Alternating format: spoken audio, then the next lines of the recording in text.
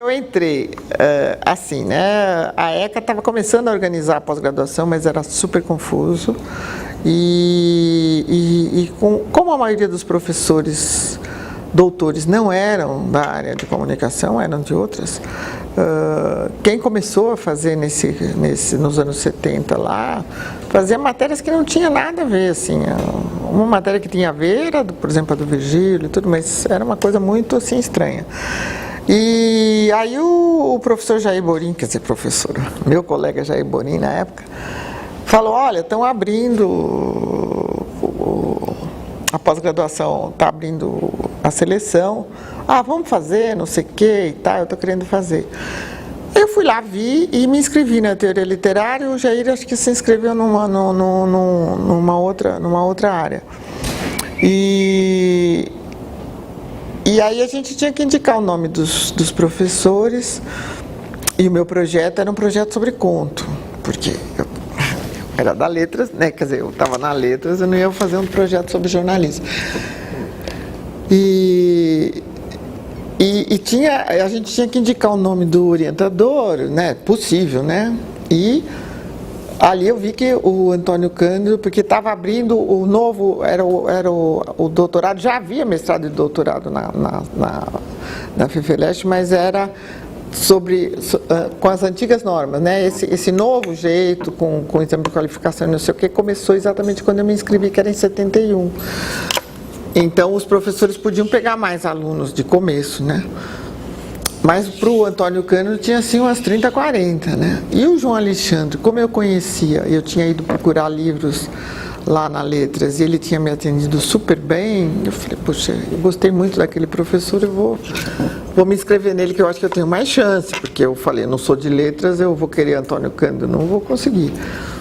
E aí o João Alexandre fez a seleção e o João Alexandre me aceitou como orientanda e eu tinha esse projeto do conto brasileiro, que era em cima do concurso do Paraná, um concurso lá do Paraná, e que gente do Brasil todo escrevia, e eu queria ver se tinha um senso comum de literatura.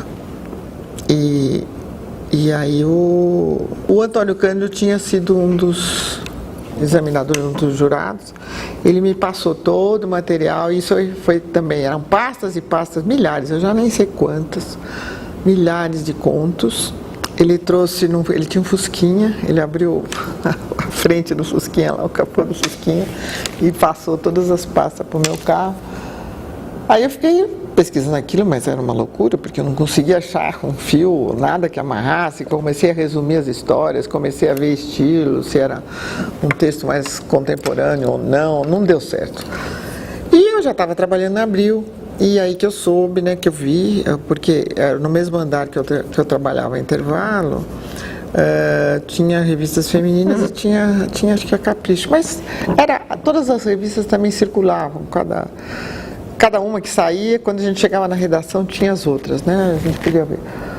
Aí que eu soube que naquela época a Capricho tinha a bagatela de 400, 500 mil exemplares cada quinzena, era quinzenal. Depois ela passou a mensal e depois voltou a quinzenal.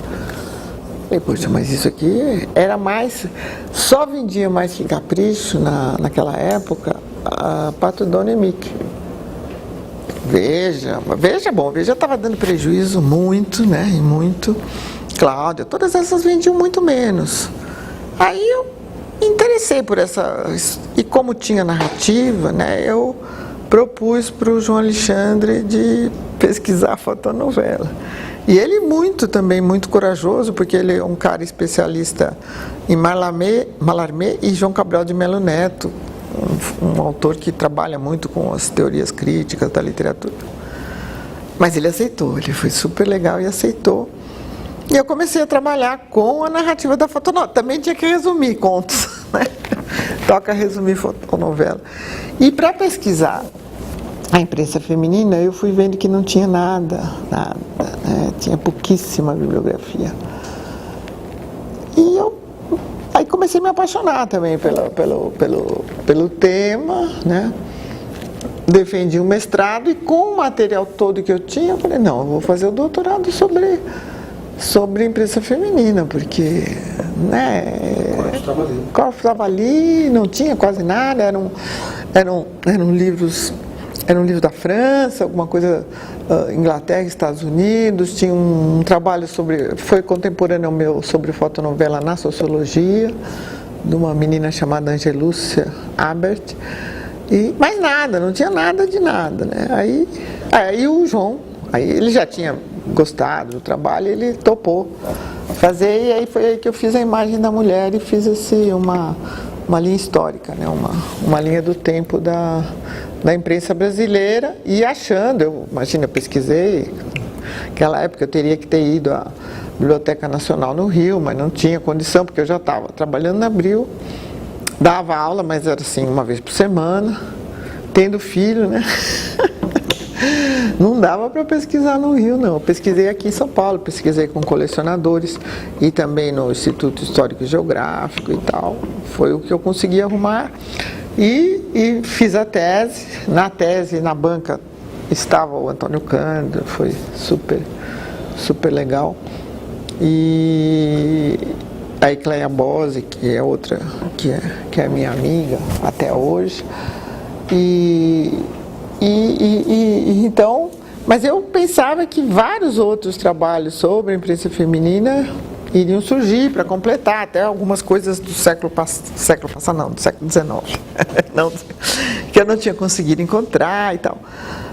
Mas não, e aí o meu livro, logo ele foi editado, né? Em 81 ele foi editado, e aí ele acabou virando aí uma referência, um clássico, meio sem querer, porque não era minha, mas né, como não surgiu nenhum outro histórico assim, depois, aí bem mais tarde, né, quando eu vim trabalhar na Casper Libero, aí eu resolvi fazer uma segunda edição, mas ia ampliar com mais 2 décadas, porque o primeiro ia até 1980 só. Aí ele surge, aí eu fui mais como, vamos dizer, convidado, eu não tive participação na criação do núcleo, né? Foi a professora Eva Blay, lá da Sociologia, que já trabalhava com o tema da mulher na política, principalmente a mulher na política, mas também a mulher com relações de gênero em geral. Ela tinha uma orientanda que fez um levantamento de todo mundo que tinha feito tese sobre mulher na USP, né? E com isso, aí me chamaram, vamos fazer um núcleo, não sei o que, eu achei a ideia muito boa. E veio professora da enfermagem, veio professora da geografia, foi interessante porque a ideia do núcleo, de trazer as pessoas das várias áreas, era uma tentativa já, nem se falava nessa época em interdisciplinaridade, transdisciplinar, mas já era uma tentativa de transdisciplinar, né? Fiz o jornalismo à comunicação, naquela época nós tínhamos muitas matérias de letras, porque o nosso primeiro diretor foi o Garcia Morejon, não sei se, acho que vocês já devem ter visto. Quando a faculdade foi fundada, e era justamente quem autorizou, o começo da faculdade foi o Gami Silva, né, o ministro Gami Silva, o professor Gami Silva, e ele, também segundo, depois contavam pra gente, a fundação, a ECA, era um sonho da mulher dele, que achava que era muito interessante ter uma faculdade que unisse artes, comunicações e principalmente comunicações. E o primeiro professor, que era um professor da Letras, o Júlio Garcia Morejon, que foi o nosso primeiro diretor, né? E com isso ele implantou várias disciplinas relacionadas à língua, né? Então nós tínhamos literatura ibero-americana, porque ele queria ter a latino-americana aí, também a espanhola, porque ele era professor de literatura espanhola. E o primeiro professor que veio dar essa disciplina, e foi daí também a grande ligação, foi o professor Penhuela. Ele veio dar essa disciplina. Ele dava aula em São José do Rio Preto, e aí ele veio dar aula lá. Não sei se vocês já pegaram depoimento dele. Então, e ele vinha dar aula, ele estava meio que emprestado. E aí, no caso dele, já havia algum problema político, ou talvez também algum problema de grupos, de grupos de professores de linhas diferentes. Eu sei que ele dava aula para nós, a matéria dele era uma matéria optativa e nós gostávamos muito. Ele realmente é um excelente professor, dava umas aulas incríveis. Até que, não sei o que houve, aí acho que já não era o Morejon, e depois foi o professor Ferri, né? E aí ele foi impedido de continuar dando aula para nós. E o que aconteceu? Ele ofereceu a aula e a gente ia na aula no horário que ele ofereceu e não era uma disciplina oficial, né? O Roberto Rossellini, o diretor de cinema, veio lá uma vez, porque a gente tinha Paulo Emílio, tudo como professor. E de repente, assim, 2, 3 alunos, assim, focas totais, né? Nós estávamos com ele sentados numa mesa assim, conversando, e o cara, naquela época, não tinha assessoria de imprensa, não tinha nada, né? O grande diretor, a gente nem sabia o que falar com ele, né? Italiano, inglês, não sei o quê. E assim, então a ECA tinha muito dessas coisas de aparecer, essas né? Ou gente de teatro, ou filósofo, e vinha dar palestra, né? O Flusser várias vezes esteve lá. Era uma faculdade assim, eu estava na faculdade a mais quadrada da USP e a mais inovadora. Eu cursei, é meio esquizofrênico, duas coisas. É o melhor dos dois mundos. O trabalho, aliás, eu acho que a arte tinha que estar em todas as universidades, todas as universidades, não, todas as faculdades, né? Porque eu acho, no caso, arte e comunicação, muitas vezes não dá para separar. Então, para mim, é mais, talvez, todas essas questões de divisão, é muito mais uma questão política do que em relação ao fazer humano, o que está envolvido aí, porque em questões estéticas a gente pode trabalhar no jornalismo, a gente pode trabalhar nas relações públicas, na publicidade, né? A relação com arte, agora que então tudo está trabalhando com imagem, não dá para dizer que sabe separar. Para mim tem que juntar e mais ainda, eu acredito, porque aí eu tenho toda uma militância também em relação à pré-escola, eu tenho um trabalho em relação à arte e educação de jardim da infância, um livro aí que é uma coisa que talvez é o trabalho que me chama, que me dá mais, né, mexe mais comigo. Então, eu acredito que a arte tem que estar em todos os níveis de ensino. Por exemplo, na Alemanha, todos os cursos têm uma disciplina de arte, não é para ornamento, para melhorar a cultura geral dos alunos. Tem no curso de medicina, tem no curso de engenharia, mas porque eles acham que os métodos e o trabalho artístico pode ajudar a pessoa a ser um engenheiro mais capacitado, um médico mais capacitado. Então, arte é uma disciplina que consta nos currículos na Alemanha, já de bastante tempo, entende? Enfim, para mim, eu não separo não. Eu acho que ela mudou, mas eu acho que a ECA, até porque ela começou, vamos dizer, como um foco, assim, que era um foco de inovação, um foco de criatividade, um foco também de posição política, né? Nós tivemos vários diretores, aí eu já como professora, diretores que vinham lá para controlar a gente, que não deixavam fazer as coisas, né? Eu tive diretor que me chamou e perguntou, professora, por que esse livro aqui está na sua bibliografia? E eram livros ainda absolutamente, assim, inofensivos, né? Inofensivos. Um outro diretor também me chamou, e esse foi pior ainda, que eu tinha dado um exercício para os alunos com uma... nem era Xerox na época, com uma reprodução era um mimeógrafo lá, com uma reprodução de um texto do Jornal da Tarde, um texto sobre seca, nenhuma crítica, que eu tinha usado como exercício para os alunos reescreverem, fazer.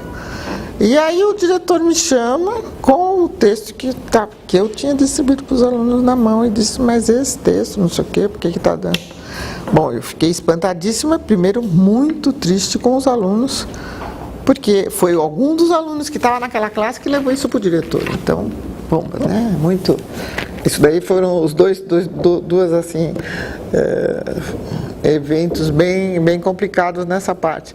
Então, a ECA era uma escola de resistência, uma escola de criação. Eu acho que ela fez muita coisa em termos aí dos departamentos que eu conhecia mais, mas mesmo também biblioteconomia, eu acho que teve coisas assim incríveis, apesar que biblioteconomia no começo, né, por ser uma coisa mais de biblioteca, assim, não aparecia tanto, né, mas eu acho que a biblioteconomia teve um papel também muito grande lá na ECA.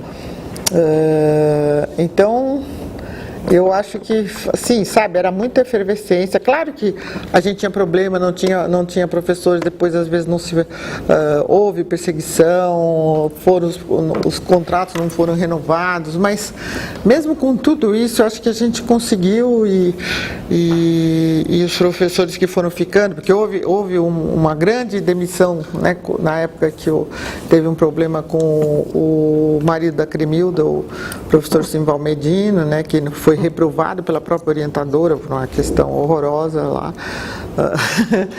E aí alguns professores, a gente chegou a pensar se todos os professores sairíamos. Mas aí nós falamos, se nós todos sairmos aí que a gente vai deixar na mão dos que queriam ficar, né? Então um grupo ficou, outros pediram demissão. Mas eu acho que com tudo isso, e depois na época quando houve um movimento dos professores do Departamento de Jornalismo de trazer os professores que tinham sido não renovados o contrato, né? Porque na ECA não houve exatamente cassação, nenhuma pessoa foi afastada do emprego por cassação, ninguém era concursado, todo mundo era só de contrato renovado, bastava não renovar, a pessoa estava fora. É isso que aconteceu com o Zé Marques, com o Freitas Nobre, era com o Freitas Nobre, com o Farcas, com o Jair Borina. Então, eu participei de um grupo de professoras que trouxe esses professores, que pediu que esses professores voltassem, né, quando estava havendo a abertura. Então, nós fizemos esse movimento, aí esses professores foram recontratados de novo. Mas foi só um grupo de professoras e alguns outros, aí não é uma coisa de caber de ficar falando nomes, mas outros nem estavam querendo que a gente chamasse esses antigos colegas. Então, a ECA, eu acho que ela teve assim um papel muito grande, e os alunos todos, né, que nós fomos formando, depois já na pós-graduação, né, os alunos da ECA foram, e gente de muitos estados diferentes, então do Rio Grande do Sul, do Amazonas, não sei o que, um vai ser depois o reitor, sabe, a ECA teve um papel assim de trabalho na comunicação, eu acho muito grande. Depois, mas por outro lado, a condição física da ECA, dos prédios separados, isso foi o que nós éramos muito unidos no começo, foi separando. A minha turma inicial e esses professores que foram os primeiros, os contratados logo em seguida dos professores que eram os nossos professores, então nós tínhamos bastante relação, porque todos nós tínhamos tido aula junto e tudo mais, né? Mas essa fragmentação da ECA, que foi também uma decisão da reitoria, porque era uma faculdade que dava problema, era bom não colocar num prédio todo junto, todo mundo, né? Isso era também a ideia na cidade universitária, né? De não aglomerar, não deixar as pessoas se aglomerarem muito. Eu acho que foi prejudicando, depois aí os professores, uns morrendo, se aposentando, né? Depois eu acho que também alguns diretores não tinham muito a ideia de ser um projeto de comunicação, né? Um projeto de escola, de comunicações e de artes, foram mais assim só indo, né, no ritmo das coisas, fazendo. E eu acho que a ECA não conseguiu, por fim, se colocar nos últimos anos, né, quer dizer, no final dos anos 90, se colocar assim tão o papel que ela realmente tinha na universidade, ainda mais hoje que as comunicações, né, estão transitando, estão perpassando por tudo no mundo. Então eu acho que a ECA ela tinha que ter um papel muito mais importante. A USP tem institutos ou né, pesquisas de ponta, assim, várias áreas do conhecimento humano. A USP realmente é um poderio não há dúvida que ela é a maior universidade do Brasil, e talvez uma das maiores da América Latina inteira, não sei, acho que a Argentina não tem coisa igual, mesmo o pessoal fala do México. Então, mas em termos assim, ela se preocupa mais ou com essas áreas da ciência dura, né? Agora, a Faculdade de Filosofia sempre teve aqueles professores mais, né, o pessoal que forma a intelectualidade de São Paulo e do Brasil sempre tiveram, mas eu acho assim que a USP não deu a devida atenção, ela deveria ter, aí eu estou falando como área, nem só a ECA, né? A USP devia ter, nesses últimos 30 anos, dado um impulso, ou 20 anos que seja, dado um impulso para as comunicações, ela tem lá uma área estratégica que ela deixou assim, só com os professores, não sei o quê, sabe, assim, em torno de alguns projetos pequenos, tem projetos legais e tal, mas não é o que a comunicação está sendo no mundo, e a USP podia também fazer projetos de ponta. A gente não tem projetos assim de influência nacional, por exemplo, não tem, né? Não tem na ECA. Isso eu não estou colocando tanto nas pessoas que estão fazendo a ECA, que estavam fazendo, também tem um pouco de... Mas é mais a USP como universidade que também não chegou, não. Eu acho que ela não se despertou, né? Quando a gente pensa no MIT nos Estados Unidos, o que faz pela comunicações, puxa, né? E nós não. A memória aí não é nem com aluno, acho que talvez uma das memórias mais marcantes. Alunos, sim, eu tive uns alunos muito incríveis, nossa senhora, alunos muito incríveis, acho que eu vou falar dos alunos também, mas acho que a mais marcante, assim, como professora, uns 10 dias antes do Vladimir Herzog se apresentar e ser morto, ele era professor na ECA, e estava começando, era praticamente, acho que aquele semestre, era o segundo semestre, ele estava começando lá, e aí... a gente sabia, ele trabalhava na cultura, olha, um jornalista famoso, todo mundo queria conhecer, e sabia também do trabalho dele, era um trabalho muito consistente, com o Fernando Pacheco Jordão, era o melhor jornal, o telejornal que tinha na época, era esse telejornal da cultura. E aí eu estava dando aula e tinha a minha colega, que já faleceu, aliás, grande amiga, a Gisela Svetlana. A Gisela conhecia, trabalhava com ele, alguma coisa assim, eu tinha trabalhado com ele em outra televisão, e nós estávamos, e aí ele estava acabando a aula, e a Gisela falou, vou te apresentar o Vlad, vamos lá. Aí ele estava na sala, os alunos já tinham ido embora, ele ficou sentado, isso é a cena que eu lembro até agora, ele sentado em cima da mesa do professor. A Gisela apresentou, ele ficou conversando, eu achei o cara assim maravilhoso, ficou, sei lá, conversando uma meia hora, eu falei, mas que fulano sensacional, vai dar pra gente fazer muito trabalho junto, muita coisa, né? E foi essa a única vez que eu falei com ele, né? E logo em seguida ele esse choque dele ter morrido, de ter sido assassinado, aí nós fomos lá na Sé e tudo, e aí era complicado, porque tinha toda a polícia, tudo, mas esse foi uma das coisas assim mais... E era o ano, foi 75, era o ano que eu tinha tido a minha primeira filha, né? E tinha também recém voltado da licença, estava começando a dar aula no segundo semestre, né? Aí nós entramos em greve, ficamos em greve. E realmente também toda a ECA, durante todo esse tempo, como aluna e como professora, nós passamos por muitas e muitas greves, mas eram greves que tinham muito mais sentido, muito mais união, né? O começo da DUSP, né? A greve de 79 que nós fizemos no governo do Maluf, era uma greve assim sensacional, né? Foi uma greve que a USP inteira estava junto, né?